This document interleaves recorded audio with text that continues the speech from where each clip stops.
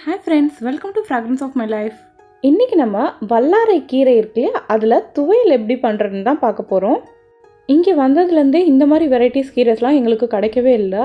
திடீர்னு ஒரு இந்தியன் ஸ்டோரில் தான் வந்து இதை பார்த்தேன். ஸோ அப்படியே அள்ளிட்டு வந்துட்டேன். துவையல் செய்கிறதுக்கு 2 கப்பு கீரை எடுத்திருக்கேன். இந்த கீரை பார்க்குறதுக்கு பிரெயின் ஷேப்பில் இருக்கு இல்லையா, இது வந்து ஞாபக சக்திக்கு ரொம்பவே நல்லது.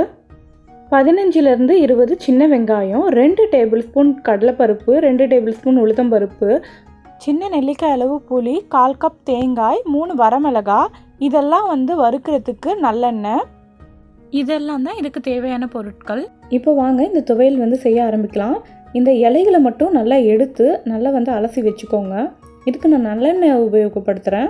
1 டேபிள் ஸ்பூன் நல்லெண்ணெய் விட்டுக்கோங்க. எண்ணெய் சூடாகட்டும். எண்ணெய் சூடானதும் கடலைப்பருப்பு உளுத்தம்பருப்பையும் சேர்த்துக்கலாம். இது வந்து கொஞ்சம் பொன்னிறமாக வறுத்துக்கலாம். சின்ன வயசில் நான் எந்த காய்களையும் சாப்பிட மாட்டேன், நான்வெஜ்ஜும் சாப்பிட மாட்டேன். அப்போ வந்து எங்கள் அம்மா என்ன சொல்லுவாங்கன்னா வந்து எனக்கு எப்படி கொடுப்பாங்கன்னா, மூளைக்கு நல்லது, ஞாபக சக்தி நல்லா வளரும், நீ நல்லா படிக்கலாம் அப்படின்னு சொன்னால் நான் எது வேணாலும் சாப்பிட்டுப்பேன். அந்த மாதிரி தான் வந்து இந்த கீரையோட பழக்கமும் எனக்கு எங்கள் அம்மா போட்டாங்க. அப்போதுலேருந்து இப்போ வரைக்கும் இந்த கீரை மேலே எனக்கு ஒரு ஈர்ப்பு இருக்குது. இப்போ இந்த கொஞ்சமாக நல்லா வறுபட்டுடுச்சு பருப்புலாம். இப்போது நம்ம சின்ன வெங்காயத்தை சேர்த்துக்கலாம். கூடவே வரமிளகாயும் சேர்த்துட்டு ஒரு 2 to 3 மினிட்ஸ் வந்து வதக்கிக்கலாம். இந்த சின்ன வெங்காயம்லாம் நல்லா சாஃப்டாகும் அது வரைக்கும். இந்த கீரை வந்து உண்மையாகவே பார்த்திங்கன்னா நிறைய சாப்பிட்டோன்னா ஞாபக சக்தி வளரும். இந்த ஞாபக மறதியெலாம் இருக்கும் பார்த்திங்களா, படித்தோடனே மறந்து போயிடும். அந்த மாதிரி குழந்தைங்களுக்கு வந்து வல்லாரையில் வந்து மாத்திரையே வந்து செஞ்சு விற்கிறாங்க, அந்த மாதிரி வந்து கொடுப்பாங்க. நம்ம அதுக்கு பதிலாக வந்து வீக்லி ட்வைஸ் நம்ம ஊரில் வந்து இது நல்லாவே கிடைக்கும். ஸோ வீக்லி ட்வைஸ் வந்து நம்ம செஞ்சு கொடுத்துக்கலாம் குழந்தைங்களுக்கு. வெங்காயம் நல்லா வதங்கிடுச்சு. இப்போ வந்து தேங்காயும் சேர்த்துக்கலாம். தேங்காயை ஒரு 1 மினிட் வதக்கிக்கிட்டால் போதும். ஜஸ்ட்டு லைட்டாக கலர் சேஞ்ச் ஆனால் போதும். இப்போ நம்ம கீரையை வந்து போட்டுக்கலாம். எப்போவுமே கீரை வந்து பார்த்திங்கன்னா ஃபுல்லாக இருக்கிற மாதிரி இருக்கும். நம்ம போட்ட உடனே அது நல்லா வதங்கிடுச்சுன்னா உங்களுக்கு வந்து அப்படியே நல்லா குறைஞ்சிரும். கீரை பொரியல் மாதிரி நம்ம செஞ்சோன்னா அது வந்து நம்ம வந்து லஞ்சுக்கு தான் கொடுக்க முடியும். துவையல் மாதிரி செஞ்சிங்கன்னா நீங்கள் வந்து இட்லி தோசை கூடயே வந்து இதையும் வந்து நம்ம சாப்பிட கொடுத்துடலாம். மார்னிங் பிரேக்ஃபாஸ்ட்டே வந்து நல்லா ஹெல்த்தியாக ஆரம்பித்த மாதிரி இருக்கும்.